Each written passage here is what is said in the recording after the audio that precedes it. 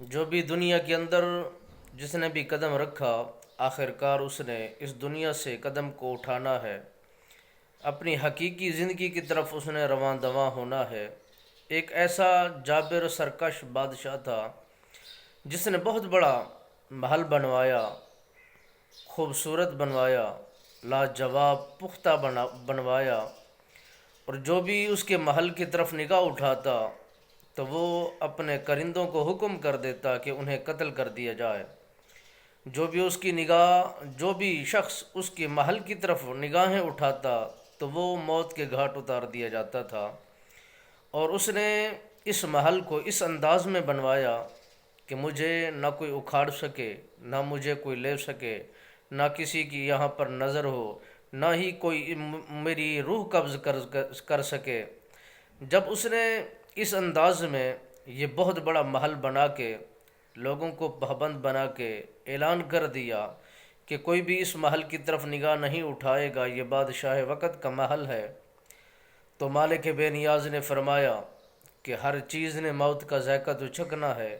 اگر وہ پہاڑوں میں چلے جائیں، وہ بہترین پختہ گھروں میں جا کر بیٹھ جائیں، گلوں میں لوہے کا توق ڈال دیں، پھر بھی موت نے آ کر اسے ذائقہ پہنچانا ہے اور اس نے ذائقہ چکھنا ہے۔ عزیزان من، وہ بہت بڑا بادشاہ جو اپنی طرف لوگوں کو متوجہ کر کے اعلان کر رہا تھا کوئی بھی میرے محل کی طرف نہیں آئے گا، نہ ہی دیکھے گا، تو کیا دیکھتے ہیں؟ ایک جوان خوبصورت ہے، حسن و جمال ہے، وہی مالک الموت تھا، موت کا فرشتہ تھا، اس کے محل کے ارد گرد گھوم رہا تھا، کبھی دائیں کبھی بائیں۔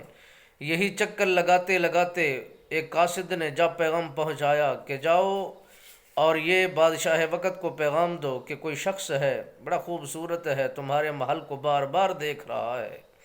بادشاہ نے حکم جاری کیا جاؤ کر اسے قتل کر دیا جائے۔ جب وہ تلوار لے کر جاتا ہے تو اس فرشتے پر حملہ کرنا چاہتا ہے تو اس نے روح قبض کر لی۔ پھر دوسرا آیا، اس کی بھی روح قبض ہو گئی۔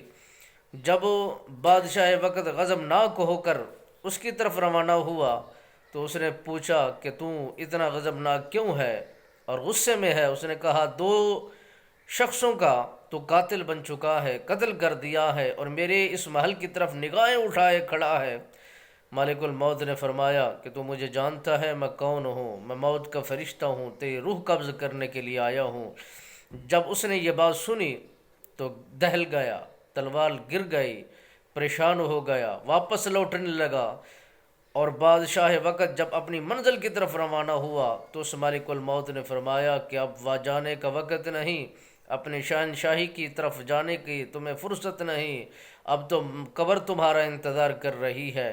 وہ بادشاہ وقت عرض کرتا ہے مجھے 1 منٹ کی مہلت دی جائے، میں اپنے عزیز و اقربا کو، رشتہ داروں کو کچھ سکھا کر سمجھا کر آتا ہوں۔